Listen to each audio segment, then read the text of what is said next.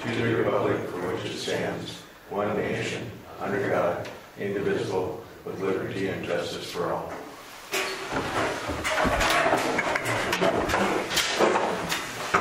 Has everyone had a chance to take a look at the reading of the minutes, or the minutes from the last session that Julie sent out?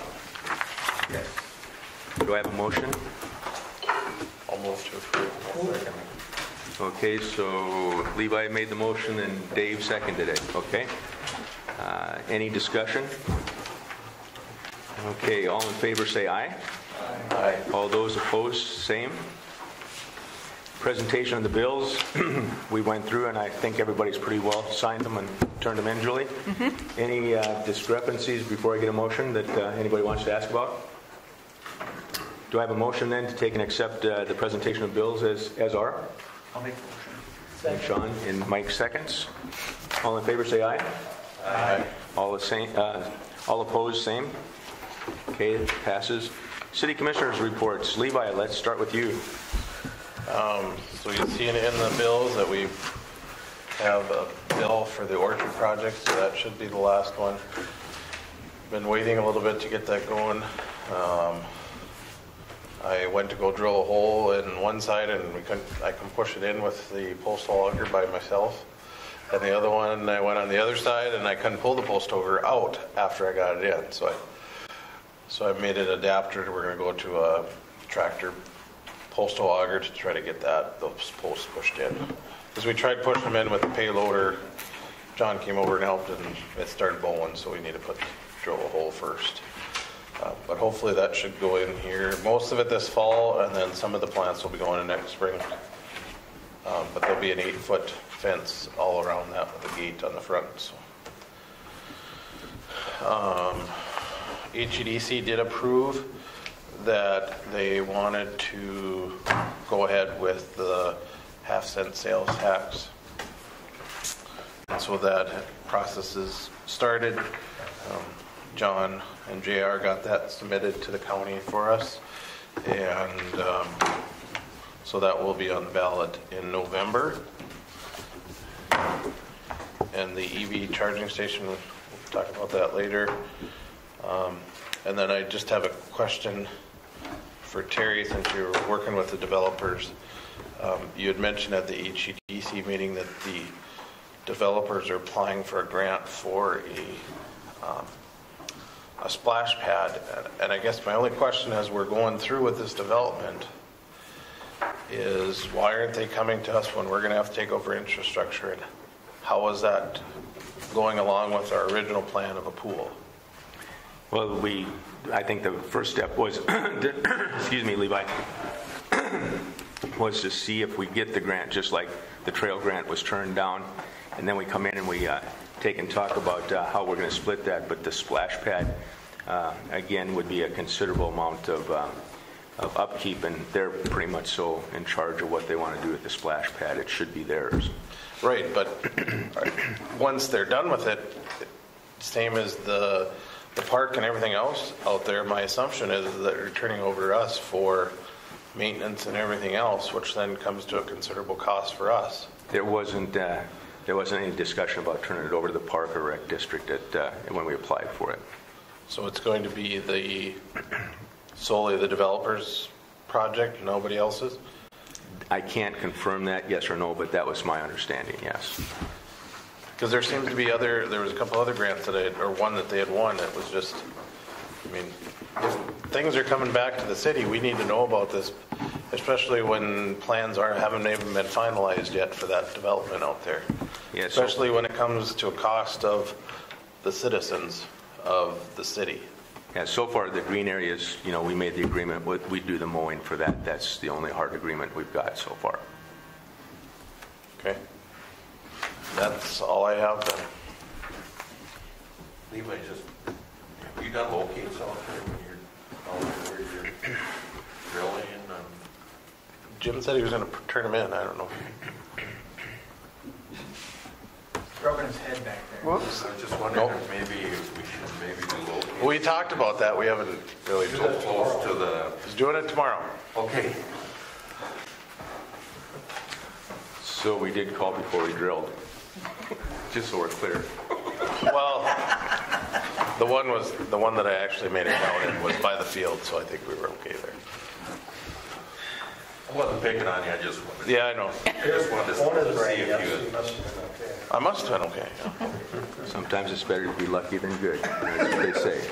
Absolutely. The only thing is we started the airport project. Got a call from the Grand Forks Herald today. I did give them an update on the parallel taxiway, the east-west taxiway, and some of the things happening out there. So hopefully there'll be a little bit. But the weather, we're hoping, cooperates so that we can get it wrapped up and done. So the next airport authority meeting is the 15th. So we'll have more information after that for the next meeting. That's all I got. Dave? I don't have anything I wasn't going to say because I see it's on Steve's report on the east side drain. What's going on with that culvert?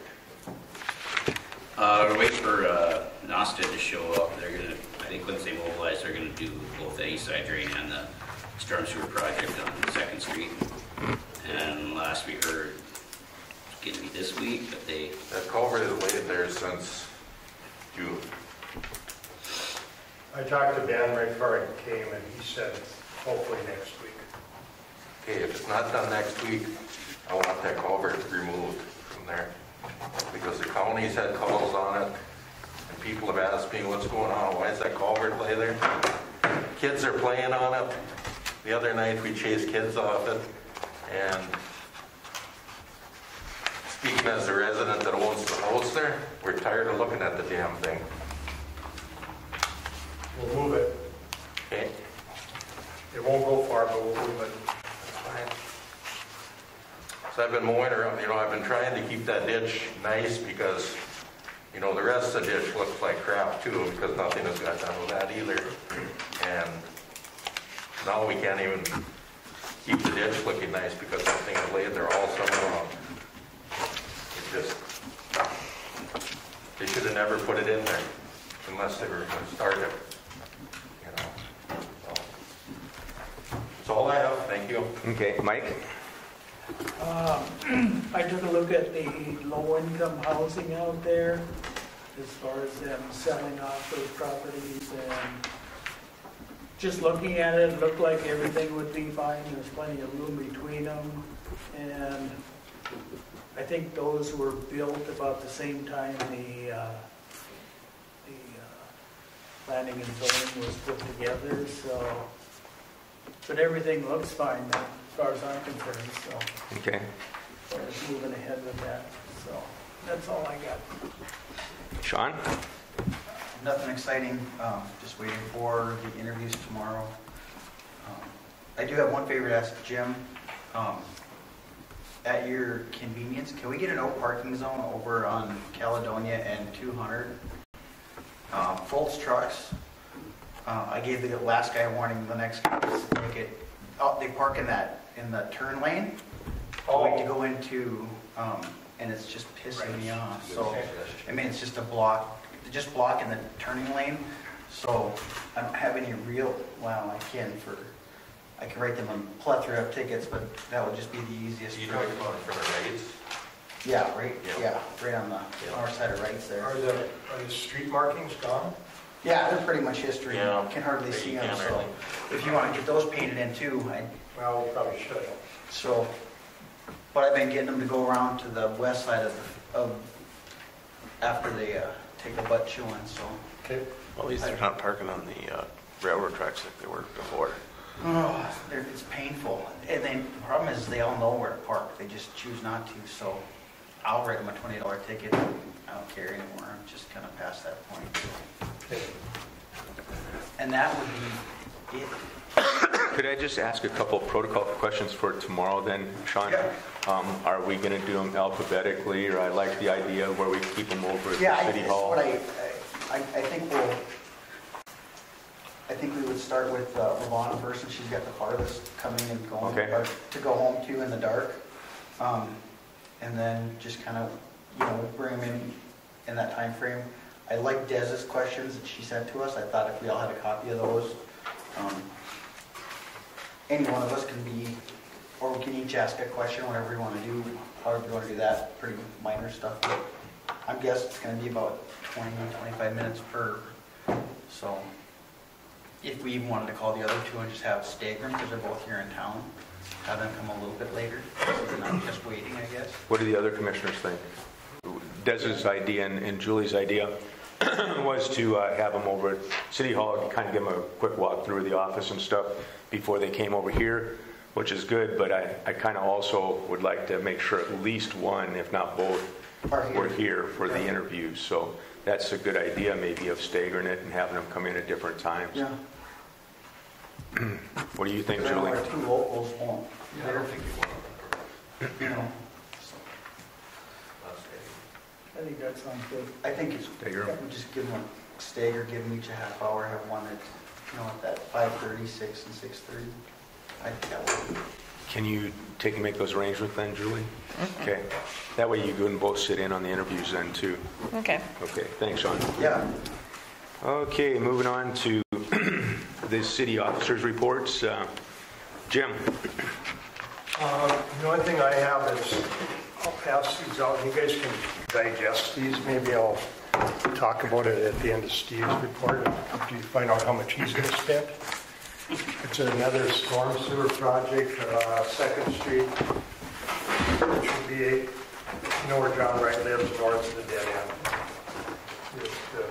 Half the pavement is pretty much gone, and the water sits in the valley gutter. We did some work there a couple of years ago, and the other side's starting to go in.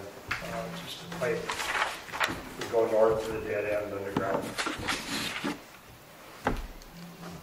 Okay, and we can ask some more questions when Steve comes up. Okay. Take a look at it. They said they'd have time to do it when they were in town, so. And we got everything squared away for the building? Yep. It's all good to go, and we've been getting the payments and stuff early? Concrete's done. So. Good. Okay. Okay, John. Nothing other than what's on the agenda. Okay. And Julie? Just that I sent out liquor license renewals. I suppose they're kind of important, so because they're due by the end of the month. So they'll be on the next month or the next meeting to get approved. And I received 2 of them back. And just that we received the recreational trail program grant. It was for Riverwalk, and they didn't have the funding, so they suggested to file again next year for it. They had 20 applicants this year. Okay. Anything else? No, I'm working on the assessment specials. That's about it. Okay. And Sean, anything on behalf of Steve? Yeah, he took care of the request made in the letter. So the only thing that would be parked in there would be a squad car when he's off duty. Other than that, there's nothing else supposedly is in there. So, okay. So that should be squared away. Tell him thank you. We don't have any old business. Moving on to new business, and I appreciate Charlie coming down with Steve to take and talk about one of the issues that we have to try to resolve quickly to try to get the Riverwalk development up and going is the water agreement.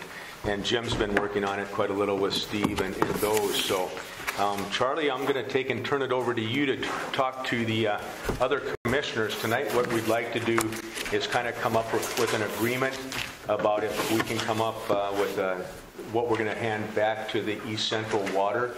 As far as the agreement goes, John's been working hard on that, and that we would like to get a motion tonight that, with very minor changes, that we approve this contract that would go forward. So, Charlie, I'll let you fill in the blanks here on some of the discussions that we've had. Sure. Thank you.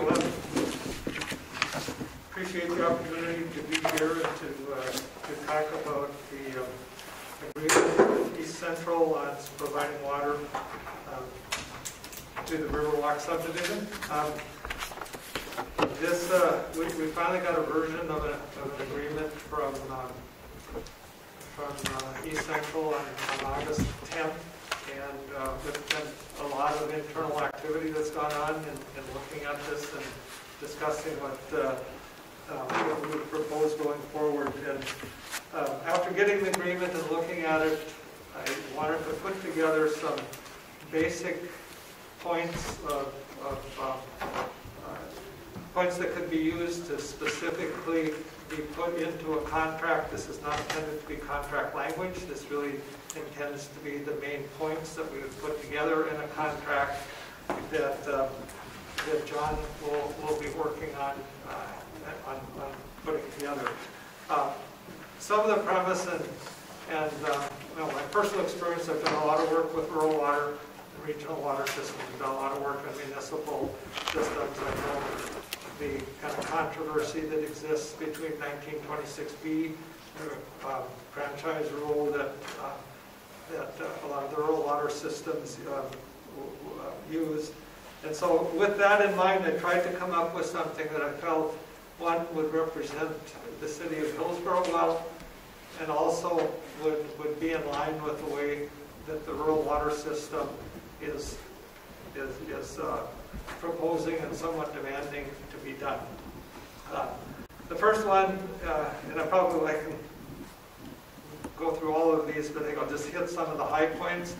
If you have any questions, please let me know. We've had discussions earlier with Mayor, with John, and gone through these in a lot of detail. First one, as we put this together, we wanted to acknowledge, and what we originally got back from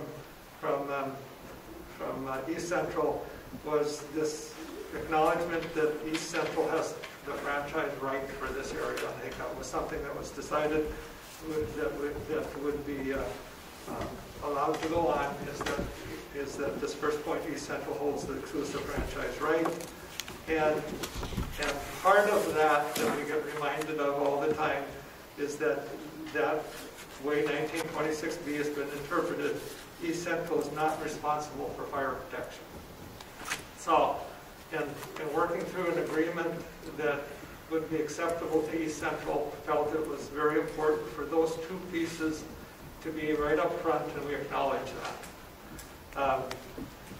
Then, if I look at actually item 5 on the city side, the city is requiring fire protection. It's a very common thing. Pretty much every city provides that fire protection. So even though East Central doesn't have to provide it, the city is going to make sure that fire protection is constructed in that development. We also looked at all the construction then that would go on would be constructed to city standards, no matter if it was provided by the rural or provided through the developer. Kind of bullet point 7, the cost of the infrastructure required to provide fire protection will be borne by the developer. What we looked at is there will be an agreement between the developer and East Central.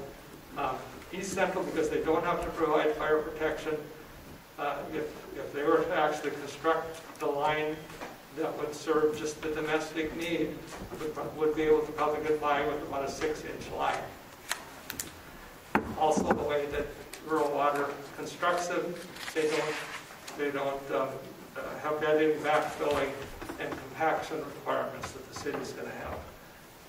What we looked at is that, and this will be an agreement between the developer and East Central, is that East Central is going to be responsible for the cost to put in what they would normally put in to meet the domestic requirements, and that the developer is going to have to pay the extra cost to upsize the line to meet the fire demands that we want to make sure that can be met in the development. So it's going to be less cost for the developer than if he was paying the full price to put that fire protection and domestic supply line in. But that's the difference. You'll only have to pick up the difference in between what the rural water will pay. and we really don't want to get into those negotiations. That's going to take place between the developer and East Central. And then when we do this, in the end, the new water main that gets put in will be owned and will be operated by East Central. But the fire hydrant component side of things will be owned, operated, maintained by the city. So fire hydrants, the leads to the hydrants, the valves on the hydrants, those will all be paid for by the developer and will become part of the city's infrastructure when it's all said and done. They will own and operate it. We did get into a discussion on the metering and the approach that it would take as far as whose meters and who does the reading. I've stated in here that the meters would be owned by the city.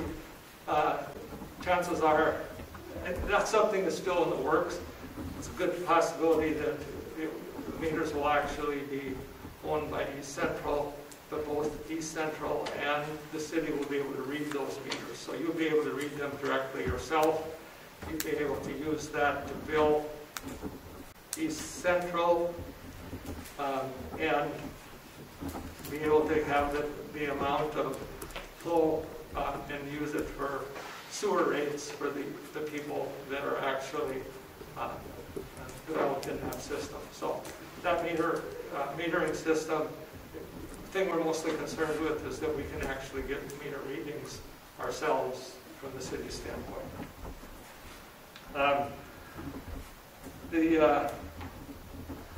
Kind of the next thing was probably the last point. East Central will be charged a rate based on the current joint powers agreement. That's not anything different than what's already been established in an agreement put together back a number of years ago. But there will be an additional cost that will cover the water loss, the depreciation, and the O&M on that pipeline that they use. In order to get fire protection, East Central has to tie on to the 12-inch main that feeds from the water plant into town. To get fire protection, we need to have that main because in a fire situation, we'll pull from the water tower, the volume in the water tower, as well as from the pumps and volume in the water plant. It takes both of them in order to meet the full fire demands of a fire flow. And so we really want them, East Central, to be able to come off of that main because that is the only way we can really truly get the fire protection to the site, as well as having adequate pipe sizes within the development. So those are kind of the items that are kind of the major points that we want to make sure get put into an agreement. We realize that there's other standard language type things in an agreement that would also be in them, but those are the kind of are the points that I've had some informal discussions with the manager of East Central. Seems to be fine with these things. We've developed them internally to where I think we're pretty much in agreement on going forward in this way. So, yeah, and that's a good synopsis, Charlie. A couple of things. I think, Jim, you've had discussions with Neil and Steve about, our meters. We provide the information to them, and they do their own billing then for the water in Riverwalk development. So I think that that's something that's on the table already. I think for the other commissioners, it's been quite frustrating for John, Charlie, and Steve that they haven't come with all these details. It was just basically what they wanted to charge for water the first part of August. And so what we've done is tried to have Charlie come down tonight and kind of explain more of the nuances of what we want to write in the agreement. John has made it made the point that if Tammy can't produce the document that we want here within the next week or so, that he would be happy to take and write it up and present that to East Central. But these are the key issues that we want to make sure the agreement covers. The other portion that we've had extensive talking about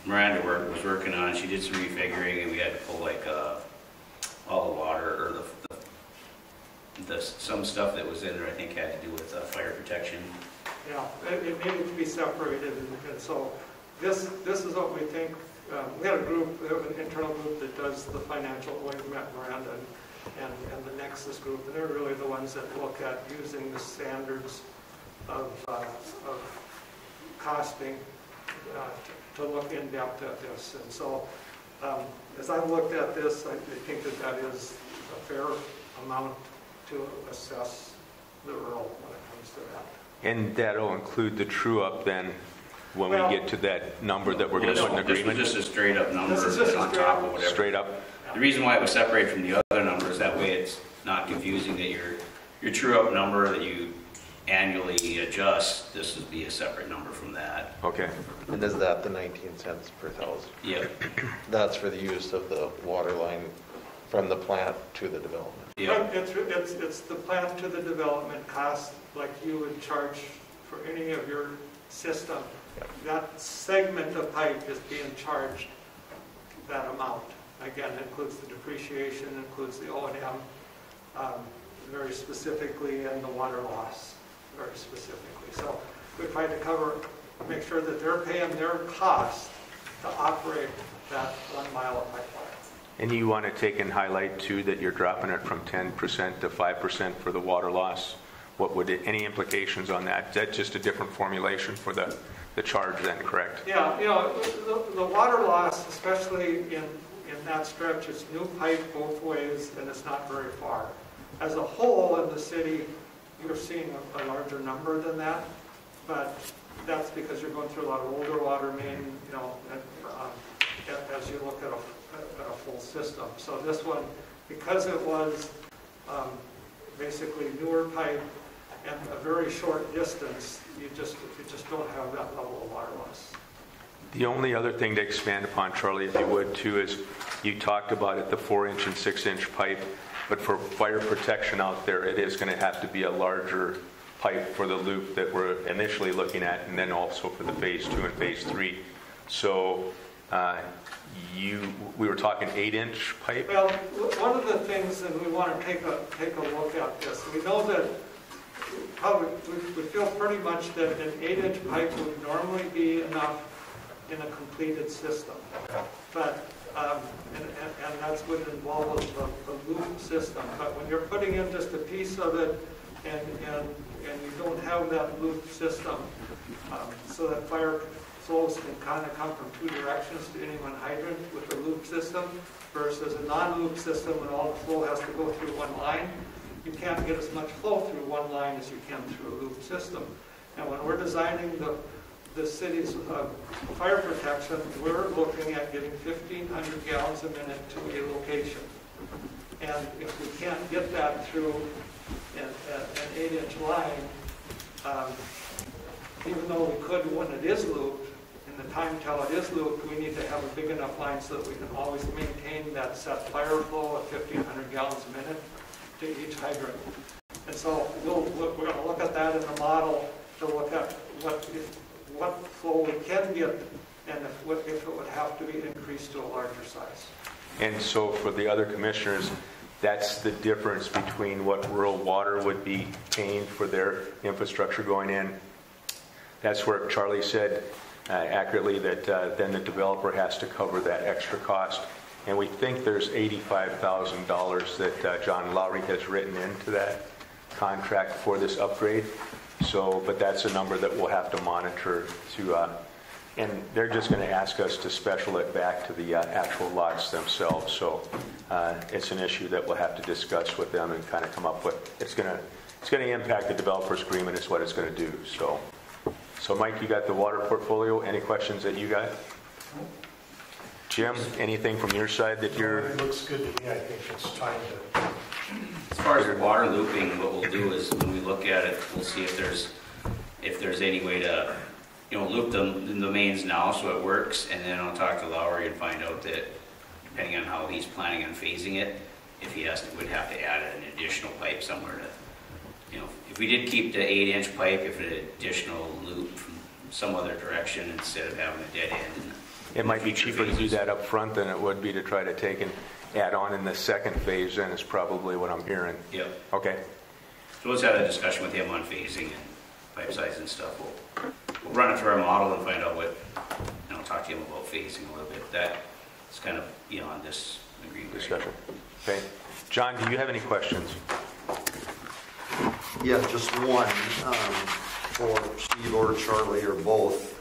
On, I think I counted right, bullet point number 7, cost of infrastructure required to provide fire protection will be borne by the developer. Understand fully. Next sentence, operational costs associated with fire protection will be borne by the city, not East Central. And my question specific to that language is, how do we determine operational costs? And I'm hoping you're going to tell me that's an engineering computation based on East Central and Hillsboro's engineers. But I think that's something we should talk about. The operational cost of the hydrants is just basically Jim going out and exercising valves and hydrants, and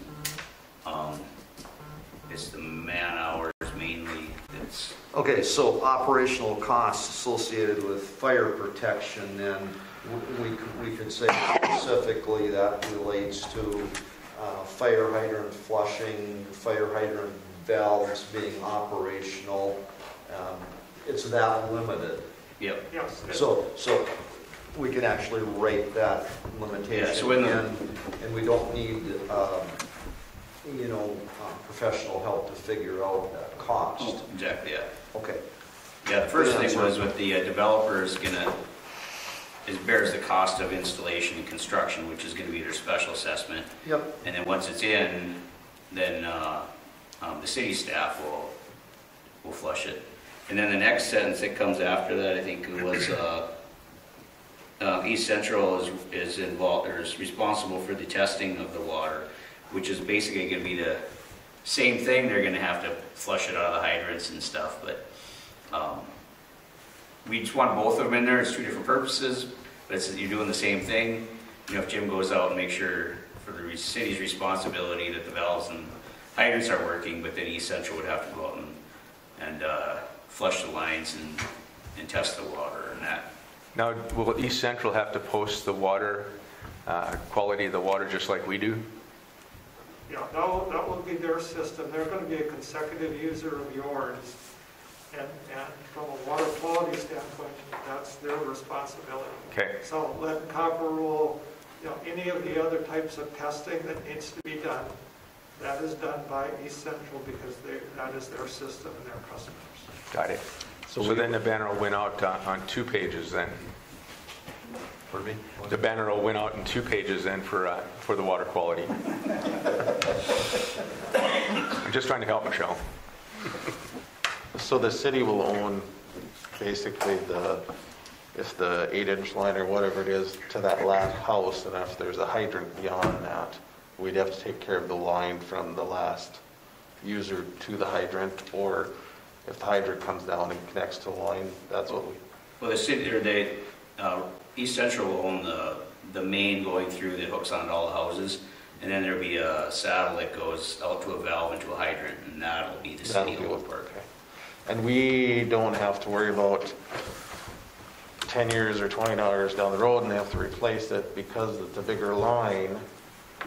For normal, they'll still replace it based on their cost, not come back and say, well, we only need a 6-inch line, so you need to cover the difference from the 6 to 8 down the road. Yeah, I mean, it's understood that it is, once it's put in the ground, it's their system. Okay. And it should be, since that is a confined spot, the pipe that's designed in there should be designed to handle that area. It's not like, them lines aren't going to be hooked onto and ran across the river to another development, which would cause to be upsized or anything. I think it's a pretty confined area. And as they go on in future phases and go down, it's not to say they wouldn't tap onto another, or to the city's line again for phase 3 down the way a little bit, but And then the only other question I had, and this is only because East Central, or Neil is the one that brought it up, that we talked about back in January, February, about going away from the joint powers agreement and doing more of a fixed cost. And my understanding now is they don't want to do it that way. Well, I think that there's some question of that joint powers agreement. I mean, there's been difficulties in kind of doing what it is said, you know, and getting, mostly from the city standpoint, getting costs in. And this joint powers agreement, you know, it is a way to properly assess the costs on a year-by-year basis. But in order to do it, you've got to submit and look at those costs every year. You base it on your costs at the beginning of the year on some assumptions, and then at the end of the year you look at what it actually costs, and if your assumptions were high, then you get a reduction the following year. If your estimates were low, then you'd have to pay more the following year. And so it's a way to, you know, rather than arbitrarily set a rate that may or may not be able to justify, you're continually justifying it year by year. And so that everyone's paying the real cost, but you have to do this true-up at the end of every year. If you don't do it and keep charging the existing rate, you don't know whether you're high or low, and in most cases, prices are increasing, and so you end up not charging enough. I think that Steve and Jim said we're 2 years behind on truing up. So we'll try to catch up there. Levi, you did bring up a good point, though, because they did throw us a curveball this last conference call. Tammy talked about working with Mayville, and it was like, well, hell, we haven't talked about that ever before. So it did kind of throw a curveball towards John on that one. But hopefully we're going to be able to, again, say, hey, that's more of a political action or an ask than it is what we need for the actual development itself. But it did come up. So other commissioners have any questions? I think I'm good. John, did you get all your questions answered? Just a quick thought. I assume this came out rather late in the day. Did Neil have any feedback? I had some discussions with Neil earlier and today, and he felt okay with that. I did talk about probably the bigger thing was the charge on the bottom. He did have a problem with where it was. But with where this is at, Okay. from my understanding, he's okay with that now. Good. That'll be helpful for tomorrow. So the meters, is that going to be changed? Instead of the city, it'll be East Central, or is it going to be cities? On the metering? On the meters itself, who will own them and who will furbish them and who will, I mean, because that's a cost. If it's owned by the city, we're not taking in funds for that. If a meter goes out, if they're owned by We'll the charge that meter if we end up, right? Yeah, I mean, We're going to get paid. Okay. yeah, And and that's a policy of the city, and I asked Jim about, how that is normally done. The cost of a meter is about $100. The cost of the meter read system on top of it's about $100. My concern was that if you put your meter read system on their meters, are they compatible, and how is that going to work? But from what I'm learning is that with the systems you're looking at, that both of you may be able to read it. And if in that case, I'm more concerned about the city of Hillsborough being able to read it and having it compatible with you providing it. Normally, the rural would probably provide that because it is their customer and would be their meter.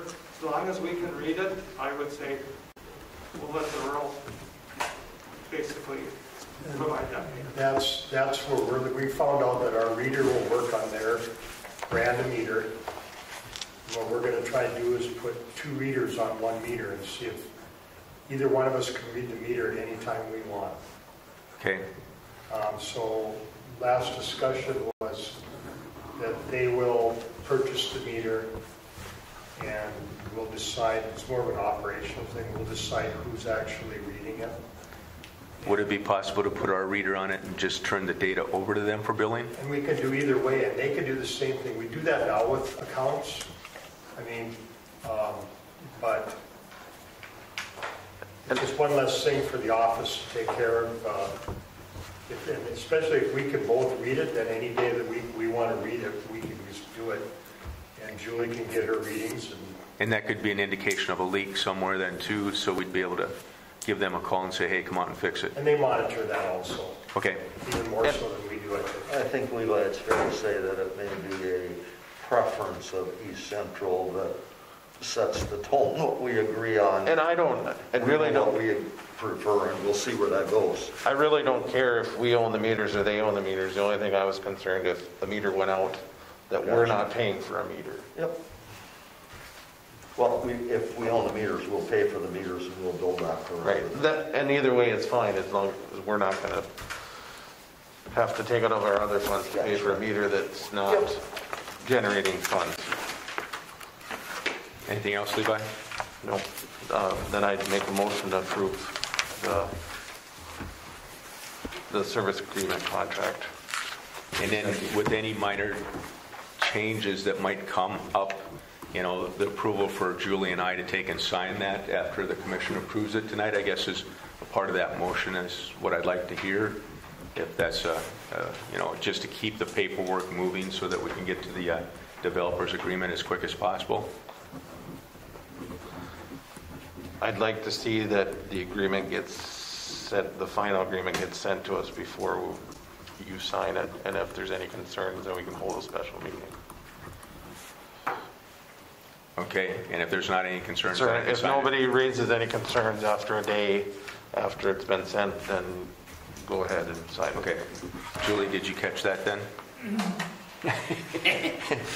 A motion to approve the agreement that will be written between East Central and Hillsborough, the city of Hillsborough, be approved by you and I if there's only any, you know, minor changes, and it gets sent out a day before so that all the other commissioners can take and look at it and approve it. If we don't hear anything back, then you and I can sign on behalf of the city of Hillsborough and the commission then. I have a motion. Do I have a second? Second. Mike seconds. Any other discussion? Sean? Yes. Mike? Yes. Dave? Yes. Levi? Yes. Yes for me also. Steve, I think I'm going to turn it over to you now to talk about the projects. Okay, I'll go through. Thank you, Charlie. Appreciate it. The task order 1, we already discussed about the pipe is installed or remove it. Riverwalk Development, I've sent this request out to Lowry for a list of items that we need to address before the final plat is approved.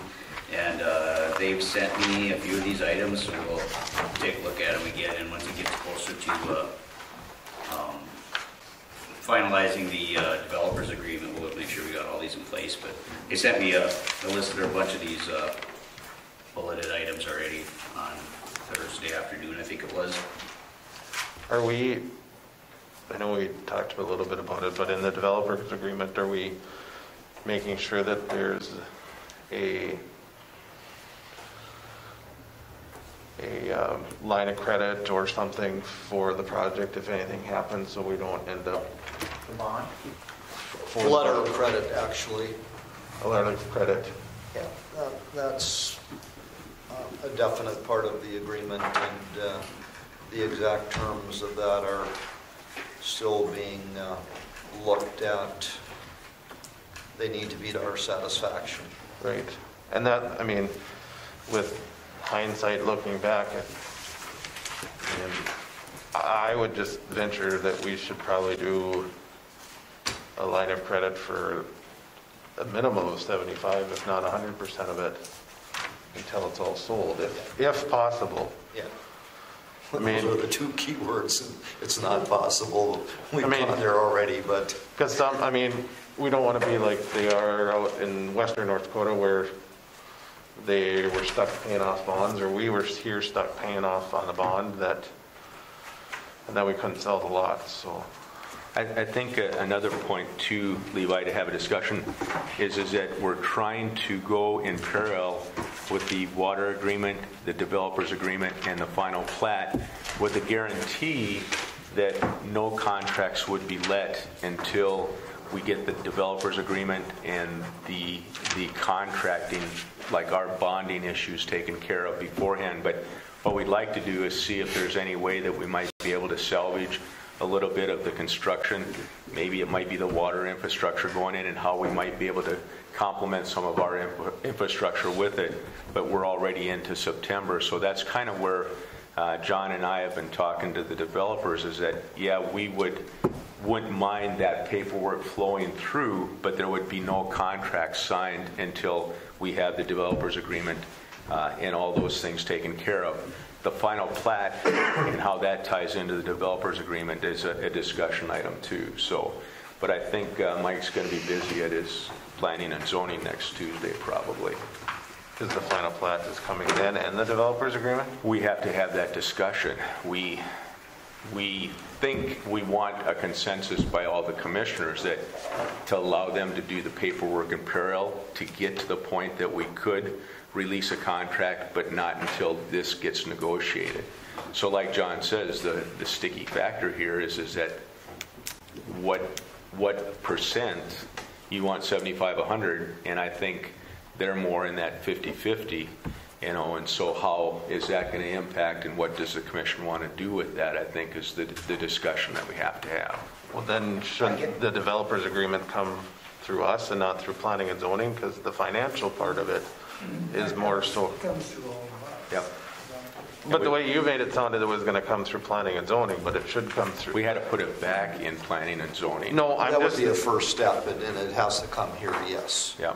That's because I don't want to say, I mean, and some of those things, if they're already saying 50-50, I mean, I don't know what the other commissioners are thinking, but I mean, me personally, 50% of if it's a $4 million project, is $2 million that could be taxed to the citizens of Hillsborough if that development goes defunct for some reason.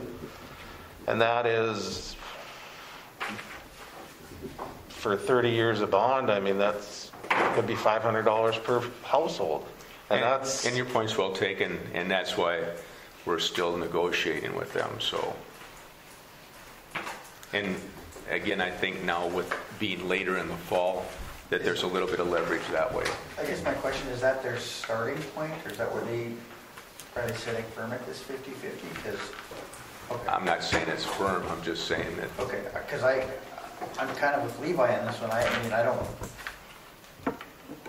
don't feel that the citizens are going to want to, or even it's even fair for them to pay for something like they did on the last one where nobody paid attention to the bond and they got away from us. So, I mean, it's his project. He's going to make the money ultimately. So I think it should be in his lap as to make sure it's done. Yeah, and I think it's more about the final platting because, there are already people that want to buy lots, but we can't, there's no lots to sell. And again, I would like that information to come to the commissioners. How many lots have you potentially sold already so that if the final plat goes through, what type of a gamble will the city be taking? That's more of what I want to collect. I still don't think it doesn't matter if it's 40 lots and he sold all 40 of them. It still has to be 100%. The city's not in the business of taking a risk for a developer. We've already did this once, or twice. We did this with the Kingman Sewer project, and we've done this with the Prairie View addition. And our taxpayers are paying for it right now. If somebody wants to build something and come in, we can help them, but it shouldn't be at taxpayers' expense for the rest of them that aren't part of it. And if they want to do this, then we need to start at 100 because it's kind of hard to start at 50 and then go up to 75 or 100. It's got to start at 100 and then maybe we come back. That's just my 2 cents on that. What do the other commissioners think? Yeah, I agree with them too. We don't want to get stuck like we did on the east side.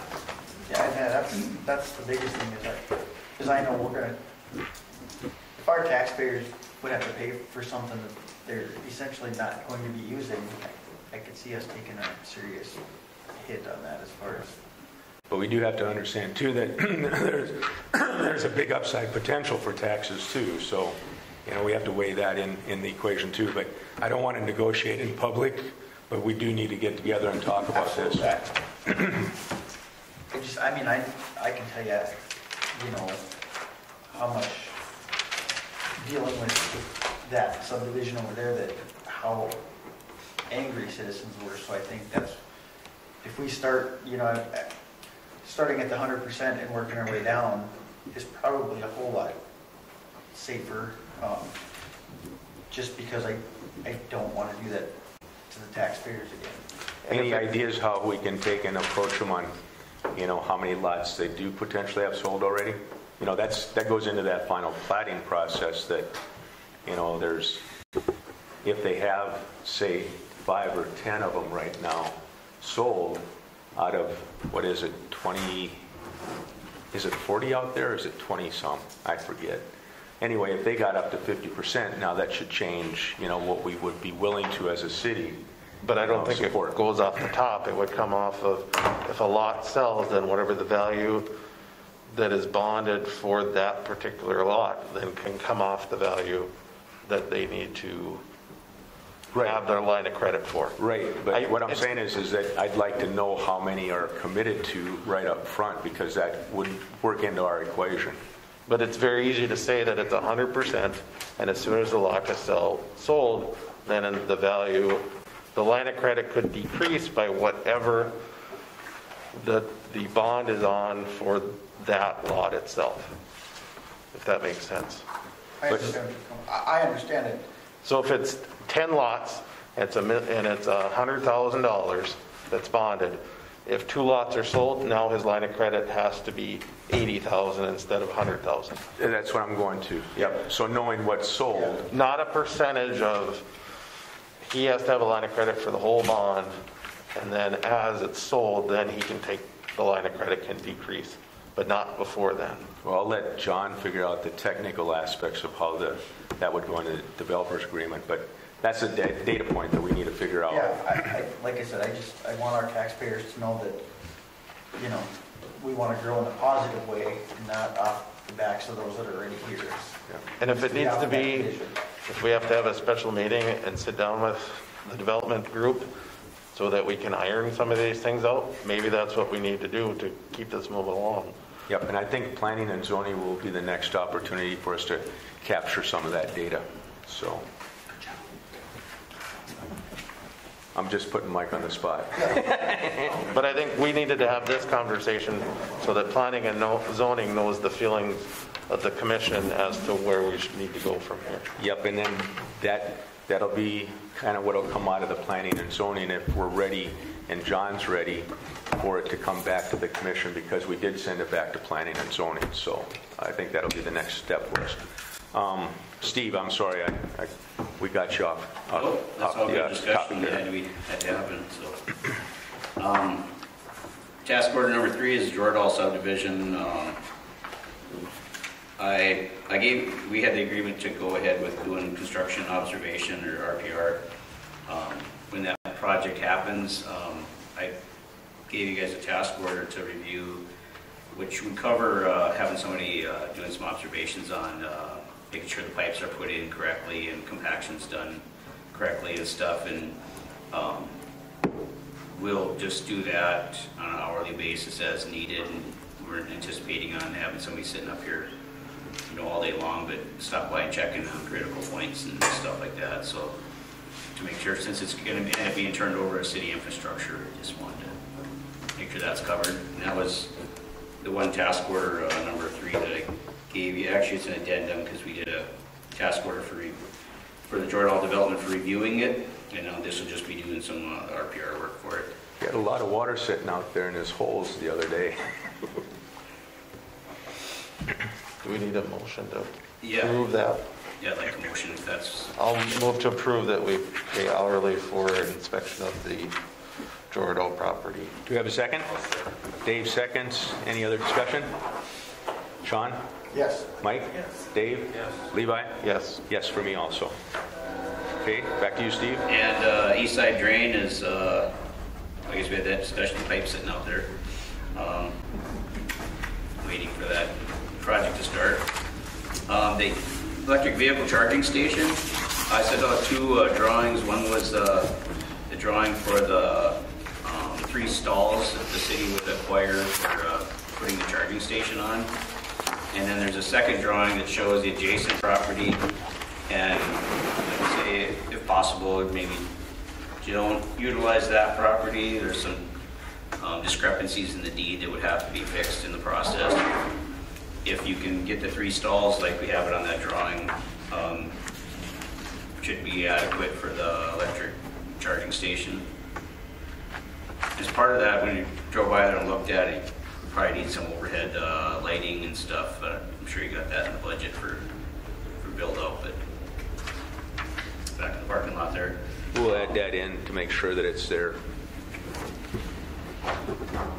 I did talk to both owners, the owner, Mike Gazette, and Subways, and they both have an understanding that it is wrong. I told them it's up to them to decide. I just gave them the information. So Mike asked for a report, and I said I couldn't give it out until after tonight's meeting. So I'll hand him the maps and the task order. I think you got a copy of the report? Yeah. Or another paper copy of it for him? This one is what we're talking about, right? Or you had a different report? Oh, I thought you meant the map of his... And the map, yep. Okay. And I'll send that to him. So these red lines are the property lines for Gazette? Yeah. So that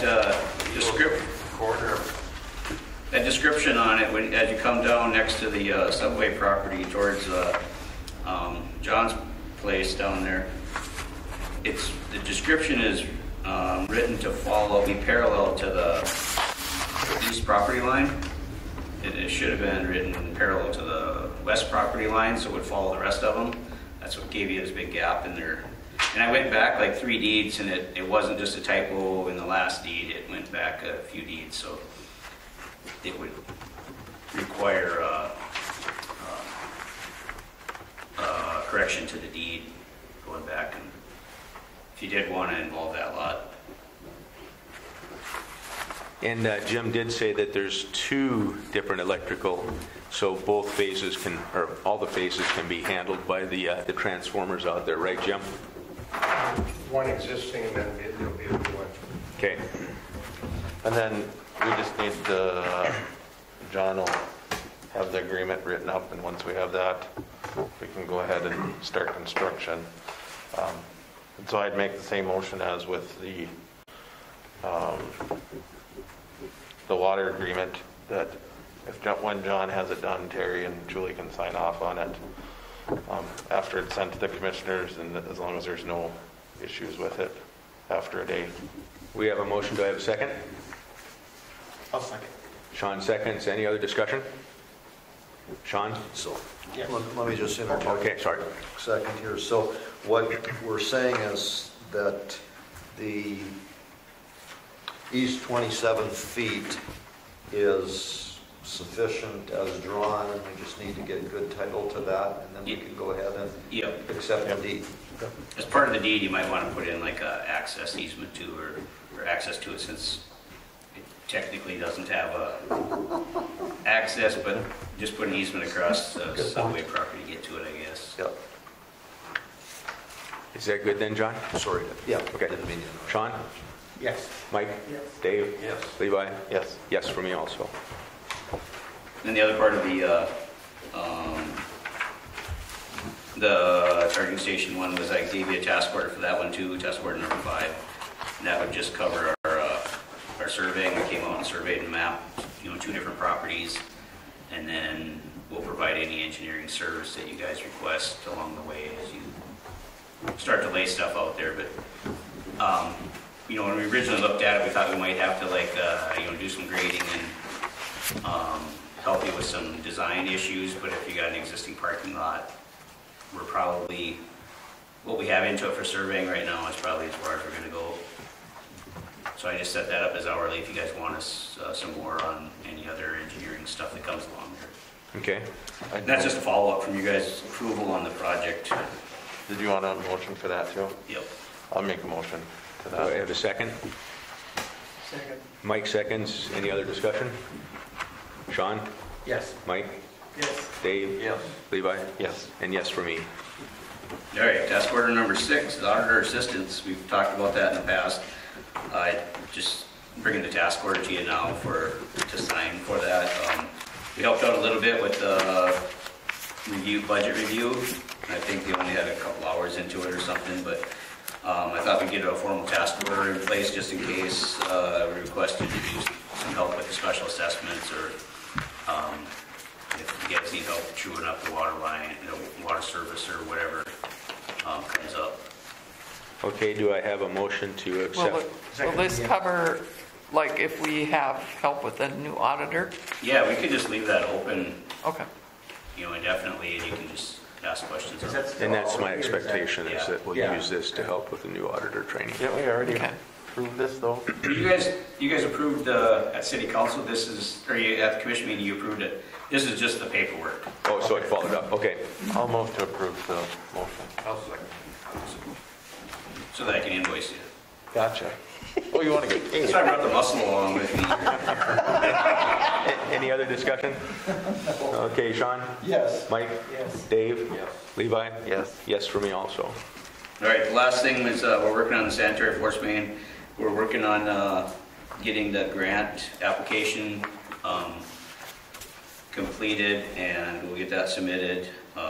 We've been in some discussions with Jim about pipe sizes and materials, and once we kind of come to a consensus on what we're going to do for pipe material and pipe size, we'll come back with a new budget number for the project, or a more accurate one, because we went back and forth on a couple different pipe sizes and pipe materials, so we're kind of fluctuating up and down 100,000 or so, saying it's somewhere around $1 million to $1.1 million, depending on what we're going to go with. But once we get that finalized, we'll bring that and present all the breakdown on all the costs for both the sanitary and the water main across the interstate. And then we'll have to bring you a letter of agreement for that. And since this is going through this funding agency, we can't use our task order agreement. We have to use a EJCDC agreement, which follows more along their baseline. So it'll probably be, is that what, 20-page document, something like that. It'll be a little bit longer one, but once we get all the numbers finalized and some stuff, we'll bring that back, and maybe that'll be at one of the next couple commission meetings here. Okay. We're not in too big of a hurry for it right now, since we're not going to do any construction until spring. We just want to get it in place, and we're kind of waiting on the grant to go through and that kind of stuff. But we do have some time invested in doing the design for the water main, and then we've been working on the design for this. But, I talked to a couple of you about not going after that grant for the application. They have a 100% grant for application, but it comes out of your final money that you're getting if you get the app, or when you get the grant. And the reason for that was we have to wait until October to apply for it. They have 2 of them set aside annually, so the chances of getting it are a lot slimmer. So we decided to concentrate our resources on just going after the full grant and getting that through and approved instead of doing the preliminary one. The preliminary funding application, you can't start working on the project until that's approved, and it just kind of slings everything a little bit farther. But from what I've talked about, they think that you guys are totally right for this grant, or you're underneath the median household income or whatever, so that you'll qualify for it. Good. Steve, do you think that we could also put the sanitary, or not the storm sewer line on this grant, or is it only for sewer?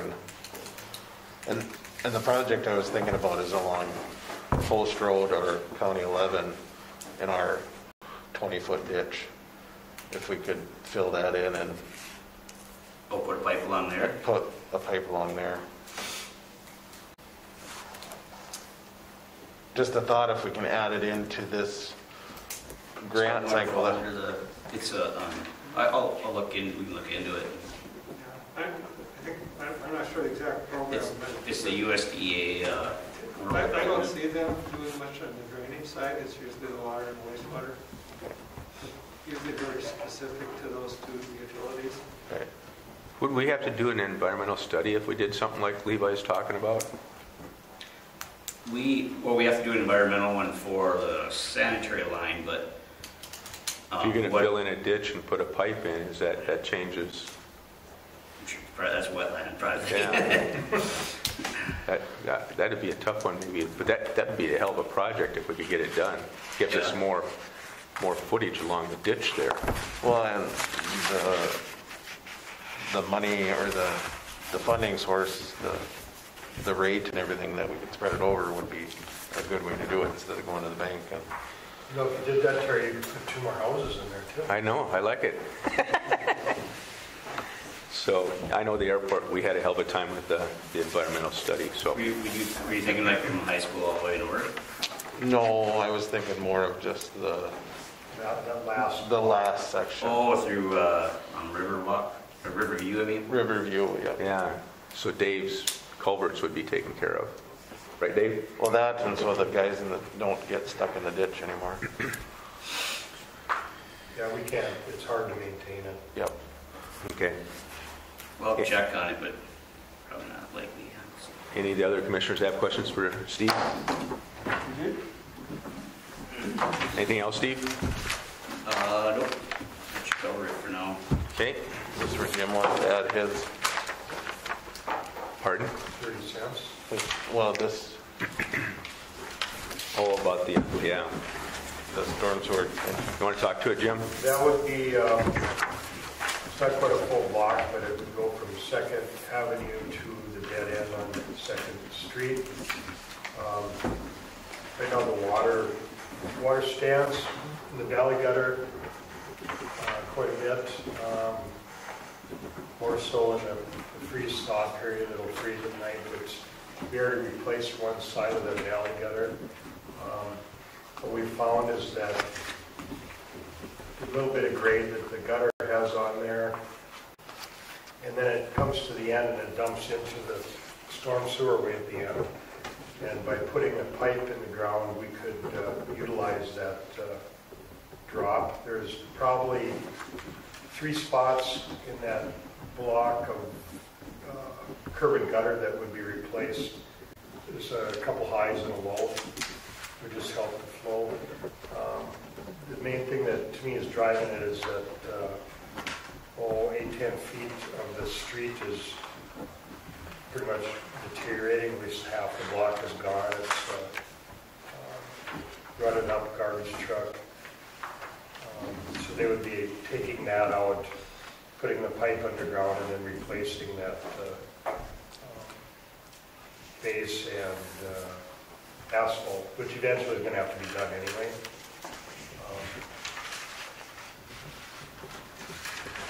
And hopefully, more so in the spring, we would have a water stand in there. The catch basin would take it down on the corner of the intersection down there and get rid of it before it freezes that night. And even when we get big rains, the water stands in that street. That's basically what's going on. So what are you looking for tonight, Jim? You want to... Well, they figured they would have time to do this while they were here. Okay. So if we don't, then it'll have to wait till next week. So if they come next week, I think they're going to be here more than 1 week. We could talk about it again at the next meeting, but they would like to get material lined up if they do get the project. Are they just going to leave it in the street, or are they actually going to? Well, they're going to park it at your place. I would love them to park at my place because it might disappear down my alley. So No, that'll be probably stockpiled at the city shop. at the city shop or a substation. And probably where that metal one should have gone, I didn't realize they were gonna dump it out there, but What do the commissioners think? Should we, since we have a target of opportunity? Does this include putting up something at the end like we talked about a couple years ago, Jim? That it doesn't, but we could, yeah, we can get that. we might as well do that at the same time and be done with it. Yeah, it's gonna be somewhat temporary because the end of that needs to be redone too. I don't know, maybe you wanna wait and that dead end there has just been piecemealed together and all the years that I've been there, I've been pouring end batches of concrete in there to stabilize the hill. It needs to be done, I don't know. Is that something that Nosted can do, or would? It couldn't be done this year yet. I thought that was something we could work on. Okay. But actually, if this is all going to be, all the work will be done in the street, so doing the dead end wouldn't affect it. So, but yeah, we'll get some type of barricade up over there.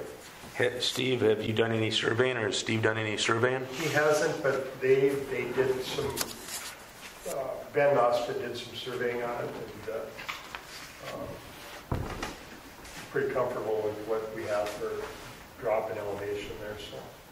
And Julie, we got enough money to do this? I don't know. That was the next question. That was my next question. Not sure about that one. No, I'd have to look. I don't, yeah. I'm behind on I stuff. wasn't sure how you're paying for the Second Street one out there, so I didn't know if it, Could we take it onto that? that's what I was, that's, I'm not sure where that's coming from, so.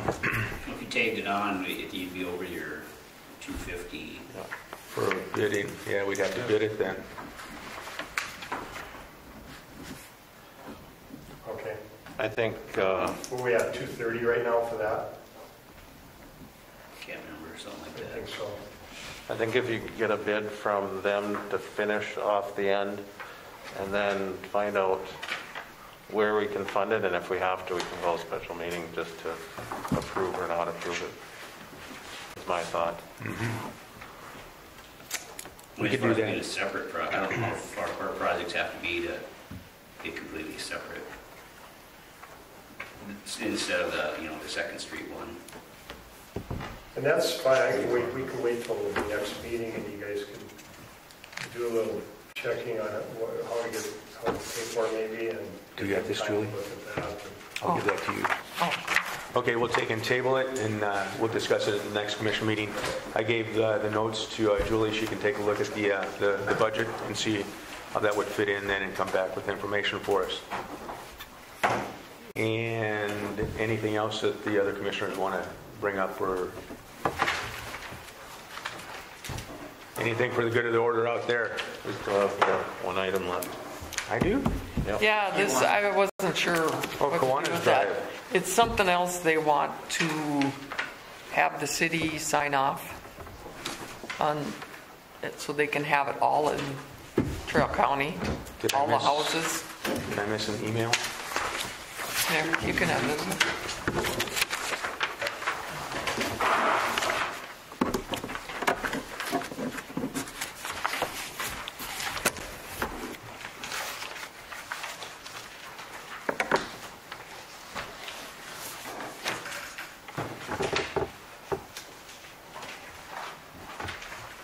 The way it looks is the Kiwanis houses, they want to sell them. And so they want to know if we'll relinquish our authority to the county to sign off as a responsible entity. Yeah, so they can do it all in one. So they could do it all as one instead of, Individual cities. So they're asking from all of those towns, maybe they'll happen us. asking for the county commissioners to be the ones to sign off on it.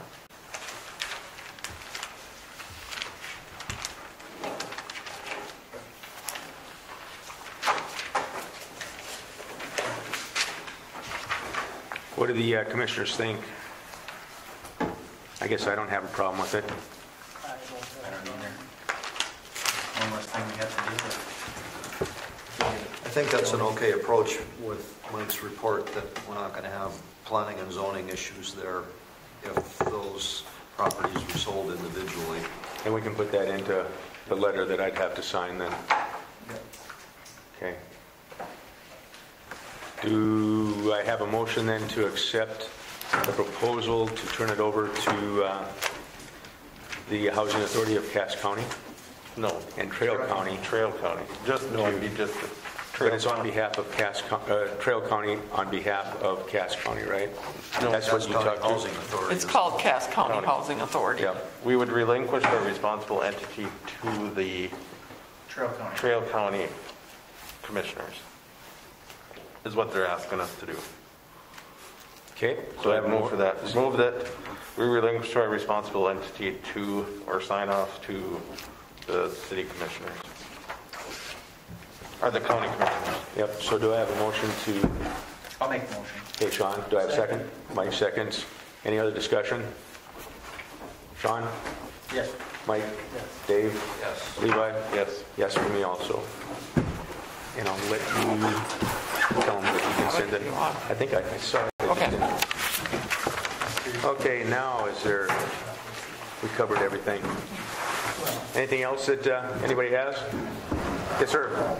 Mr. President, I'm not here speaking for myself, but I've been contacted by a few people, and I think it was kind of highlighted in the banner, and I have no problem with what went on and giving the employees full-time insurance. I want that right now. That's the greatest thing you can do with. I worked all my life for different employers, and some sort of insurance they've always offered, that's kept me there. I guess, is there any way we can get, what was that? Levi made the motion, an excellent one on his part, he should be thanking really for it. How was it phrased? I sat right beside Jim when Jim was asking for some to help, and but I guess I got a couple of people that are just wondering what the contents of that was. Yeah. Is that an impossible thing that I can bring into the next meeting? They want to know what that motion actually said. What we can do is take and bring the motion. I know it involved 2 years worth of wages, foregoing that, and the family insurance. That at all. Yep, but we can bring the motion. Julie, if you could take and make a note, we'll bring that motion and we'll discuss it at the next commission meeting. Yeah, because like I say, I think it's a great tool to keep full-time employees that Jim does need. I know one of the questions that was brought up, was there any hourly specifications? Do they have to work over 32 hours a week, or is it for full-time 40-hour-a-week employees? And it's immaterial to me, but just to give you a heads up. I think we relied on the handbook for the full-time. The handbook is based off of full-time employees are the only ones that are offered. Only ones that are offered, full-time employees, okay. And, Yep. but anyway, if you'd bring it up, I think the other party is going to come, and I don't know why I'm sitting here shooting stray bullets. Apparently they're afraid of the commissioners. No, they had other things happening tonight. It happened to be a Tuesday night that they were tied up. And, thank God I'm done working, so I'm going to be available on Monday nights just to entertain you people. Well, I appreciate it. And I'm not running for office. Do I have a motion to adjourn? Make the motion. And a second? Second. Sean seconds. We're adjourned. Charlie, Steve, thanks a lot for coming down. Thanks, John.